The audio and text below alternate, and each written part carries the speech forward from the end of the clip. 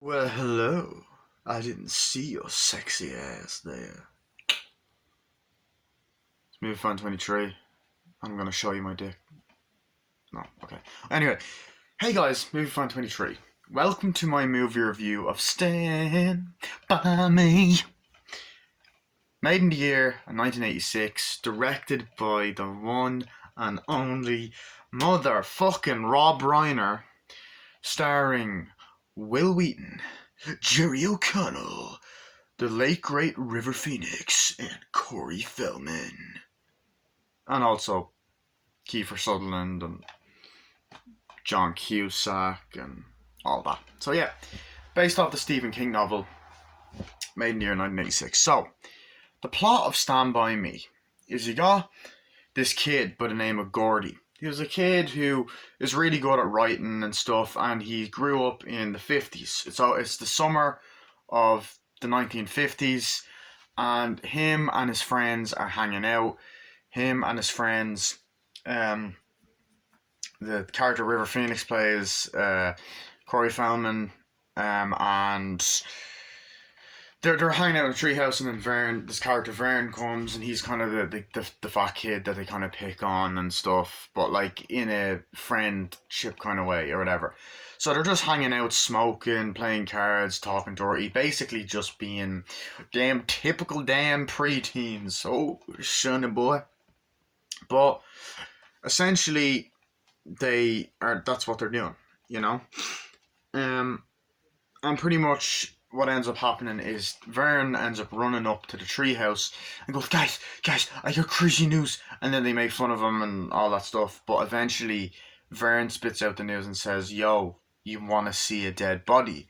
So he tells the story about this kid, this 12-year-old kid, who apparently was near a train track, was picking berries or something like that, ended up getting hit by the train and dying. Yeah, pretty dark shit. And he overheard fucking dog barking. Shut the fuck up! Fucking arsehole. Bark yourself, you prick. Sorry. That's awful. I'm sorry, I love doggies. Anyway. What the fuck? So basically, Vern overhears these dickheads, these kind of older kids that are fucking aggressive ass motherfuckers. I don't know if I think one's played by Kiefer Sutherland. I don't know if he's in that scene or whatever. I can't remember, but because he's under a house looking for money, and he hears about the possibility of this dead body, and that whoever finds it's going to end up in the newspaper and get a bunch of money. So they're like, oh my god, why don't we try and find it? We'll be local heroes. So they're like, no, we can't do that. So pretty much, all four of them decide to go on this journey and explore the world. No, they go on this journey to basically find this dead body. They get a map to find out whatever, and they get things to prepare. They go to sweet shops. I believe they buy stuff. I don't know if did they steal stuff. I don't know. And they pretty much, they get ready for all that, and even fucking River Phoenix gets a gun, like from I think it's his brother or his family member or whatever, or his father's gun. So basically, they all set on this journey to find this dead body, and along the way, crazy shit happens. We learn a lot more about these kids. They all have really tragic backgrounds. Well, except for Vern. Vern is like the only one that seems to be happy-go-lucky. So he brings a comb with him and stuff like that, which I love. I love that, by the way. That scene's fucking great. But so Gordy is recently mourning the loss of his older brother, who he was really close with, played by John Cusack, who was successful, and his mother and father loved John Cusack, but they didn't. Gordy feels like they don't love him. They don't give him attention, and they're always praising him, but not Gordy. And Gordy has this close relationship with his brother, but his brother unfortunately died.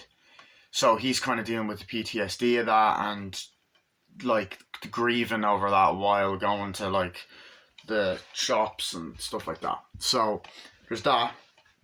Meanwhile, you also have the kid played by Corey Feldman, who was unfortunately dealing with abuse.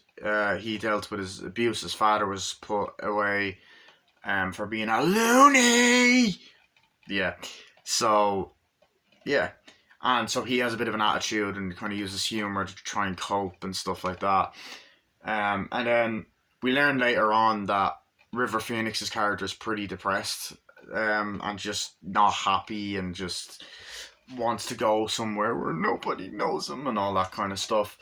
So they all have their own issues going on, but on this journey to try and get to find this dead body, they go through they end up going across a wild dog. They come across that fucking dickhead guy that tried to provoke Corey Feldman's character. There's a scene where they're on the train track and it's this iconic scene that's pretty fucking dark, where Corey Feldman's character is almost like the wild card and there's trains about to come and you kind of it's they never say it, but it's kind of implied that he might be suicidal, which is like, holy fucking shit, that's deep. So they're dealing with that, but they're doing what kids do. They're just doing things, talking about TV shows like like Mighty Mouse and Superman, and they're talking about they're singing the lollipop, lollipop, la la la la, all that kind of stuff. And then they have to deal with a train. They jump off the cliff, and then they argue and they go through fields, and there's all this, like, they basically go through woods and all this other crazy stuff. Meanwhile, you have the assholes played by Kiefer Sutherland and his gang, who basically go around smashing mailboxes and just being fucking dickheads and wanting to get them. And I think one of the older brothers of, I believe, River Phoenix, possibly River Phoenix character is like with them and all.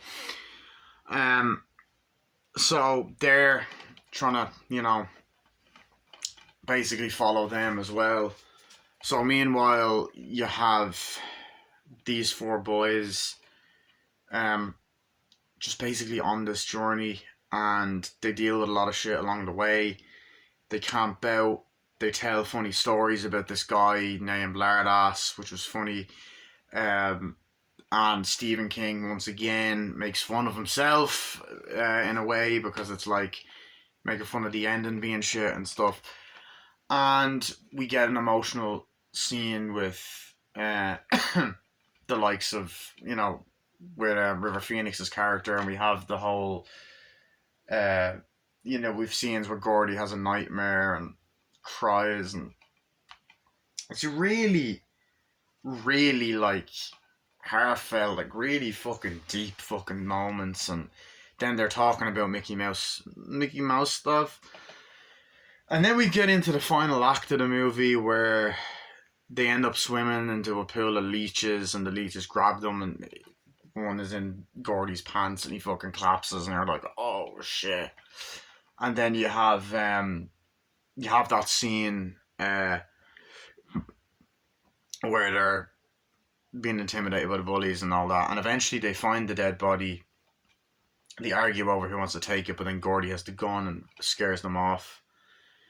And pretty much then they go home, they get ready, they kind of go off for the rest of the summer, to go their separate ways, kind of, until they see each other at school. We learn that River Phoenix's character unfortunately got killed, which is actually at the start of the movie as well, when he's looking at the newspaper. Then we cut to the modern day of him writing the story, and he goes out to play with his kid. Then we get the Stand By Me song by Benny King. So that's the movie in a nutshell. What do I think it is? I fucking love this film. This is a classic movie. This is one of my favourite Stephen King adaptation movies. Now, I haven't read the original book. I know it was part of a short story or whatever, but this film is fucking unbelievable. 1, 2, 3, 4, 5. Yeah, 5 stars. This deserves a 5-star Blu-ray. Now, 5-star movie. Sorry, I think that this film is brilliant. It's a brilliant drama with great elements of comedy and great elements of what makes Stephen King and Rob Reiner so great. You know, the Stephen King's writing, Rob Reiner's movies. But this movie, man, it's fucking amazing. I love the cast and the characters, and the four boys, the age they are, they do a great job at acting. They all have unbelievable chemistry. They have like, you believe that they're friends. You know, the whole they make fun of each other like friends do. They are emotional with each other. They're true friends to each other. There's a lot of and they laugh at each other. There's a lot of great moments like that. So I guess I'll just talk about some of my favorite scenes. I love the scene when they're walking on the train tracks, like, yo, is it hot here and stuff, and then like they're kind of crawling, and Vern drops the cone and it falls into water. He goes, oh shit, it's just really fucking funny. And then he's kind of feeling the Gordy's feeling the train track, and he feels that it's hot, and then he looks over, and then the train is like coming. It's that scene right there. And then Gordy just goes, train! He's like, oh shit, no! And they're running. And the other two get over to the other side, like, run, come on! And then Corey Feld's like, come on, just jump! And then they jump off, and they're like, and they push Vern, get up! I don't want to, like, get up, Vern! And then you jump off, and they fall, and you're like, oh! And they fall on the ground, like, oh, that was insane, man! They're looking up like, oh my god, I'm never doing that again, and stuff like that. And I love, like, trains, what if we get hit by a train? Like, the trains don't usually run on this track, so I like that bit of foreshadowing. It's a fun scene. You're like, oh shit, they gotta get the fuck out of here. I really like that. It adds a bit of tension and humor to the scene, and beautiful cinematography. Great when the train's about to hit them.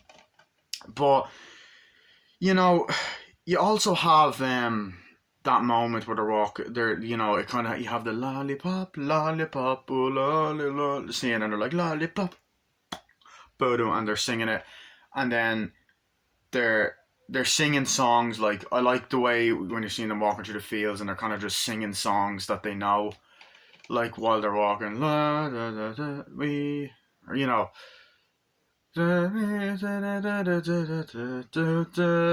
doing that. I like when they do that throughout the film. I thought that was nice. And there's just nice shots of atmosphere, the sunny atmosphere of like going through the forest and the fields, and I really like that. Shot beautifully well. And I love the scene where they're walking, talking, and like it's like, so wait, Miney Mouse, what happens when this happens? Like, no, and then Corey Feld's like, Vern, you dumbass, that's not what happened in it, and that's not what happened in Superman, you idiot. It's like, okay, fine. So they're having a more comedic conversation while Gordy and River Phoenix's character are having a more dramatic conversation, and because they're best friends, he even says in the opening narration, he was my best friend and stuff like that. So that, to me, they're talking like, what are you gonna do? It's like, I don't know. Do you ever think about girls and stuff? It's like, no. And he's like, are you gonna ever do something with your life, Gordy? He's like, what do you mean? It's like, you could be a great writer. I don't want to be a writer. Like, you could be a great writer. And he just goes, fuck writing. Writing's stupid. He's like, you're just a kid, Gordy. He's like, I can do what you want. I was like, I don't want to write, man. Writing's for pussies and stuff like that. He's like, you're not a pussy, Gordy. Skindle, let's forget about it. And they're walking on the train, and then they have this kind of like, there's that scene, and then they kind of make up after that, and it's like, yeah. I kind of like that, how River Phoenix believes in Gordy, but Gordy's like, nah, fuck that. And I like the quote near the end where he's like, Gordy, you can do whatever you want to do, man. He says that. I love that. And it's a great scene. And I kind of like how there's an element of Stephen King's real life in this movie. A lot, actually. Because, they obviously mention the fact that Stephen King's books' endings tend to never be great. The book is always meant to be great, but the ending is always meant to be shit. They reference that, which I'll get to. And then there's the bit with the leeches. So they're like, yeah, we gotta go in the water. And they're going there like, oh God, oh, and they're going through the water. It's like, we gotta go through here. Yeah, like later on in the movie, in the forest, and they fall through. It's like, oh God, no, no. And then like Corey Feldman is just there with the like, is it just me, or are you just like the biggest pussy ever? He's like, I'm not. Sorry. He's like, wait, what is that? These are leeches, leeches. Oh my God! So they take their tops off, like, oh God, isn't that funny? Oh my God, no, no. So they're throwing the leeches down. It's like, no, no. Like, Gordy? And then he takes one out of his pants and he's like, oh my God, and there's blood, and he's like, Gordy, and he's like, oh shit, and he just faints, like, Gordy, wake up, you know. That scene is like, oh shit, and you're like kind of cringing, but that apparently happened to Stephen King. A leech went on his balls. And you're like, oh shit. And they wake him up, it's like, oh yeah, and I like that kind of dark aspect, but it's also kind of a bit of dark humor as well. You know, I love when they're walking, like, oh God, yeah, and they're like, wait, where is it? It's like, oh my God, there it is, and then they find the dead body, and he's like, yeah, he had been hit by the train, just picking berries, and he was hit. It's like, wow, it's kind of weird that we see it now. It's like, yeah, and it's a really graphic image. The movie is a 15, but like, which I think correlates to PG-13 in America, but like that's a pretty sad scene. You get the narration, they're looking down, they're like, oh my God, and it's just fucking heartbreaking, you know. But you also have like, I like gore, like each character's strong, you know, and I like how they have their own issues, kind of. You know, we have this scene where, you know, like Gordy, like, we gotta go and stop. Like, have you packed? He's like, yeah. What did you bring? Did you bring food? He's like, yeah. No, I didn't. He's like, what are we supposed to do? Eat our feet? You know, that's what, idiot. That's what Corey Feldman says to Jerry O'Connell, Vern. And then he's like, yeah, I brought a comb. He's like, why would you need a comb, Vern? He's like, because I just want to comb my hair. Like, you know. And I just want to also say that Vern is the funniest character. He's my favourite character in the movie. He's just fucking hilarious. Everything that comes out of that kid's mouth is funny. I like how he's the most innocent of them all. Like, he seems to be the one that's the most happy. And I like that. Because they need a bit of levity. Because the other three have that kind of like, you know, there's a lot going on with them, you know. And I like the real issues being tackled in the movie. But they have the scene like, yeah, they're waiting outside doing what kids are like, yeah, cool, and they're throwing stones or whatever and all that kind of stuff. And then you have like this scene where they're like, oh dog, yeah, and they're barking. He's like, hey, you kids, come back here. He's like, oh shit, and they shoot or whatever. Like, oh God, no, come back here, you damn kids. And he climbs over the fence like, come on, you can't even get me, you old man, you know. That's what Corey Feldman saying. Why don't you get lost, you freaking douchebag, you idiot, and all that. He's like, yeah, well, at least I don't. Wait, I know you. You're that kid, right? He's like, what? He's like, yeah. You're that kid that's father's locked up. He's like, what? I heard that your father was alcoholic drunk. You better shut up, man. Shut the fuck up. He's like, no, no, no. He's like, yeah. So he grabbed you when you were being bad and he put your ear on a stove and burned it off. That's why it's like that. Because he's a loony. He's like, I'm going to rip your head off and shit down your neck. I'm going to kill him. Like, loony, do it, you loony. It's like, I'll get him and all that. And then it's just this really emotional moment. Like, calm down. I was like, no, my father's not an idiot. He's not. He's a good man. He was in the wars. Stuff like that. And then they're walking, and then they're crying. He's like, I'm sorry if I'm ruining everyone's trip. It's like, no, you didn't. And then Vern starts going, it's like, sorry, I was just trying to lighten the mood. You know, I like that kind of scene as well.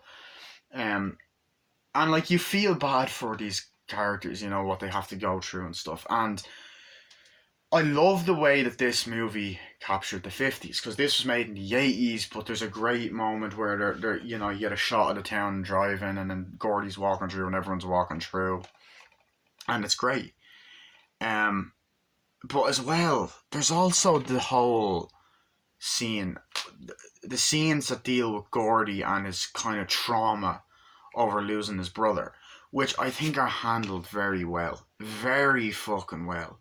I like the little relationship he has with his brother. Like when he's upstairs, like, oh yeah, it's cool, and he's kind of like, there's like, here you go, Gordy, I got you a little birthday present. You know, John Cusack does a great does a great job as well. It's like, here's oh, it's your baseball cap. It's like, no, you can have it, man. You're gonna be a great writer someday, Gordy. Goes off out of the room.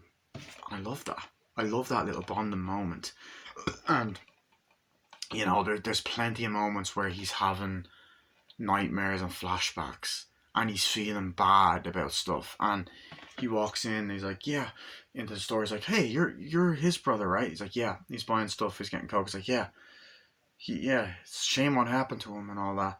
It's like, yeah. And then there's a part where they're at the dinner table. It's like, so Dad, I got this. They're like, oh yeah, that's great. Yeah, it's great. It's like, oh, and you know, I like the fact that the parents are dickheads, but they love their older son and not him. And it's like, oh, hey Dad, they tell you that Gordy wrote a great story today. Yeah, I don't really care. You got to stop that stuff. It's like, don't worry, Gordy. I thought it was a great story. And it's just like, dude, oh my god, I love that.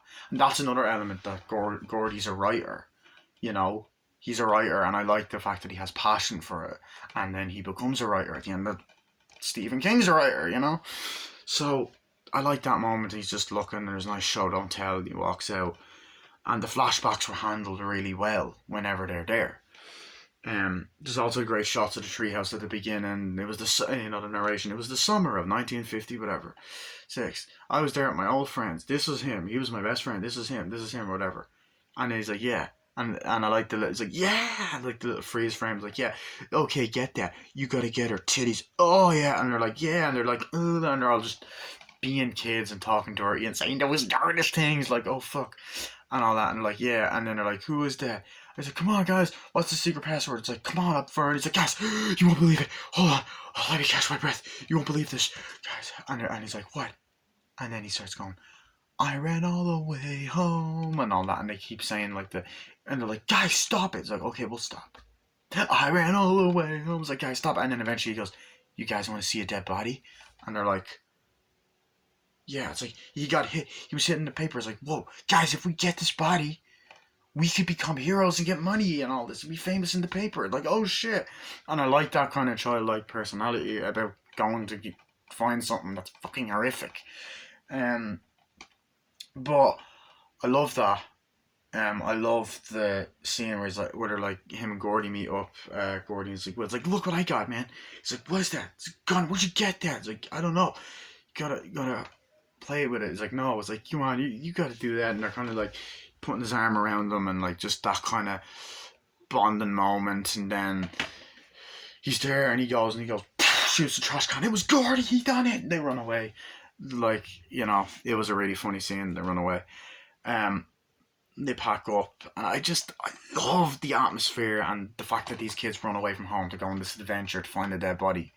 And I love when it shows the montage of them going home after the journey, and it's like going back from where they came through the fields, and it's like none of us spoke for the rest of the day because we were still trying to get the kids' body out of our brains. We'll never forget that, you know. And even before that, they're like, we were kind of wondering, like, we're gonna see a dead body, like it's kind of starting to seem more real, you know. But there's that nice sense of adventure. It's like a dark version of the Goonies. Like, it's not like, it's similar because Corey Feldman's in its group of friends.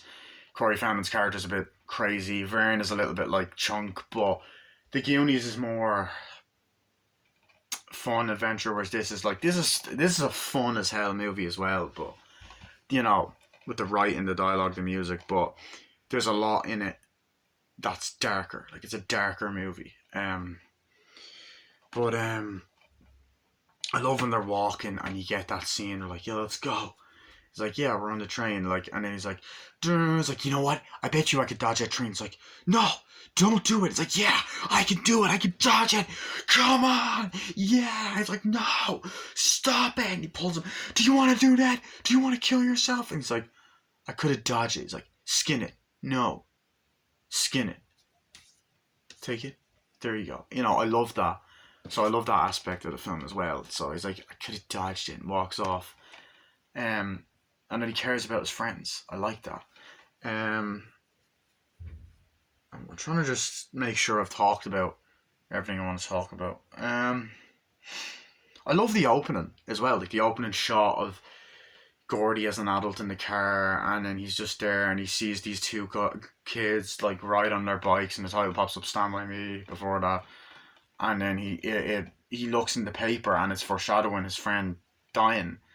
And then I love the ending of the movie where like he's typing or whatever the story up, and he's ending it and then deleting it or whatever, and then he's like, "Dad, you gonna come out and play with us?" Son's like, "Yeah, yeah, sure." Then it's his dad. He's always writing. Then he goes out, and then you see him play. It's like, "Okay, guys, let's play ball." And it's like there's just this nice scene, while the credits play. And I like that. Um, Kiefer Sutherland in this movie is great. He pretty much plays the same character he played in The Lost Boys, except, which funny enough, Corey Feldman's in as well. Except he's not a vampire.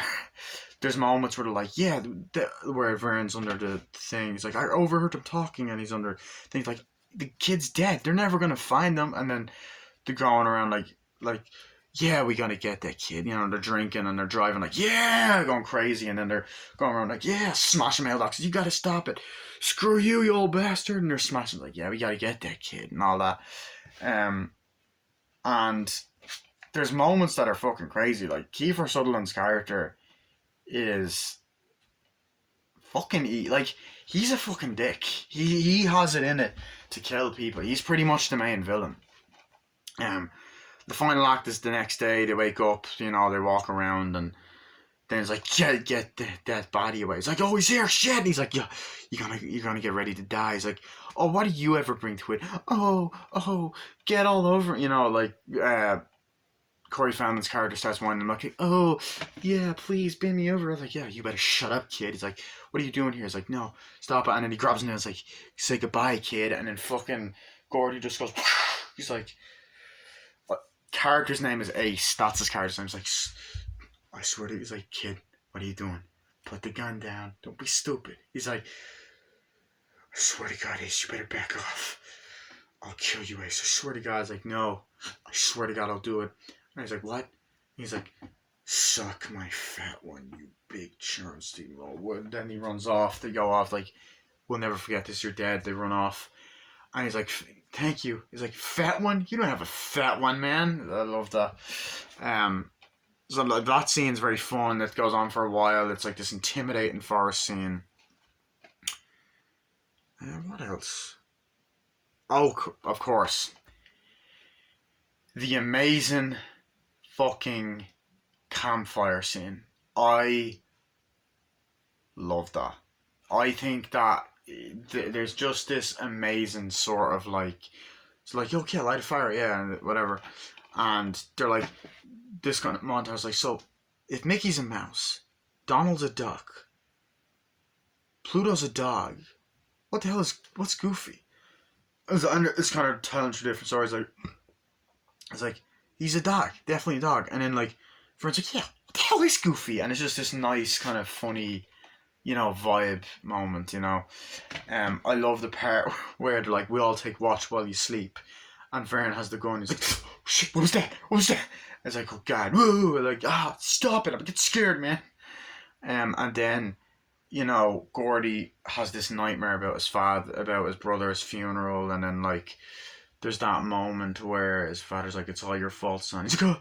It's like, yeah. And then you get this moment where they're sitting there in the door, and then, you have River Phoenix just giving this amazing performance where he cries his fucking heart out. He's brilliant in this movie, and rest in peace, River Phoenix. The Phoenix family is definitely talented, because Joaquin is fucking talented as well. So he's like going on and on, like, I just, no one cares, man, I don't get it. He's like, I just want to go somewhere where nobody knows me. And then you also have this, like, so he's breaking down, and he just sells it. And Will Wheaton sells this dramatic performance where he cries and says, my dad hates me. He hates me. He's like, no, he doesn't. He hates me. And he cries like a kid, because he is a kid. And I also love the scene where he says that, I didn't cry at my brother's funeral, and he feels guilty over that because he was numb to the pain, showing that everyone kind of processes grief differently. But then again, getting into some more light-hearted parts of the movie, I love the scene where he tells the story about the guy named Lardass. That was fucking funny as shit. So he's there like, oh, I've got a story about this guy. He ate a lot of pies. It's a pie competition. And it actually cuts to this fake story. He's like, yeah. And the guy's eating this pie. And first I thought it was Buzz from Home Alone, but it's not, because I'm like, nah, he would have been too young at the time, so it wasn't him. But he's there eating shit. He's like, oh yeah. I was like, yeah. So he ate and ate and ate. And everyone used to bully him and make him eat. And it kept going on. He goes through a story. And eventually, he had his revenge. He barfed. And it goes purple. Everyone barfed on each other like, yeah, yeah, yeah. It's like, oh, that's great, man. That's a great story. They're laughing. It's like, and then, of course, this is where, well, as I said, I was going to talk about, Corey Feldman's character goes, the ending sucked, man. It was a good story, man. I just didn't like the ending. Then he falls asleep. It's like, yeah, Stephen King reference. So yeah, and then I love the scene where they walk home. It's like, yeah, I'll see you in school. It's like, yeah, you can be whoever you want to be, Gordy. All right, I'll see you guys later. Then they walk off, and then, you know, I love when Vern picks up, goes, oh, a penny, and it walks off. I love that. I found a penny. You know, that's just so cute and innocent. He's like, he went on to be successful. He went on to kind of do this or whatever. I think he went to jail or whatever, and then he was there. He went on to be just a successful businessman. One night there was a fight in a diner, and then the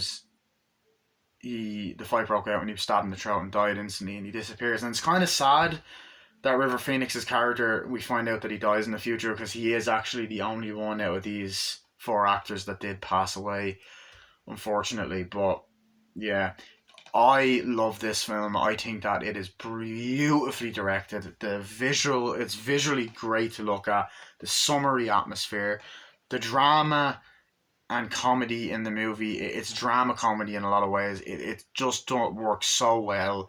There's great intense action scenes. I like the way it deals with real things like abuse and sort of alcoholism, just problems, and it's through the eyes of kids. I think the acting is brilliant. The kids aren't annoying. They act like kids, and you know, at that time, you know, and that's probably the time they grew up in. You know, I like the way they captured the 50s, and you have the radios and the music and all that, and they smoke, drink, and all. And I think that each and every one of them just do an amazing job with their acting. They know how to sell dramatic scenes when they're crying, laughing, all of that shit. They just know how to give a great performance. And it's actually kind of interesting because Sean Astin, who was in The Goonies, actually auditioned for the role of River's character. Apparently he was in the audition room and then River Phoenix came out crying. So he's like, yeah, I'm not going to get that. So yeah, and this Blu-ray is the 25th anniversary edition, and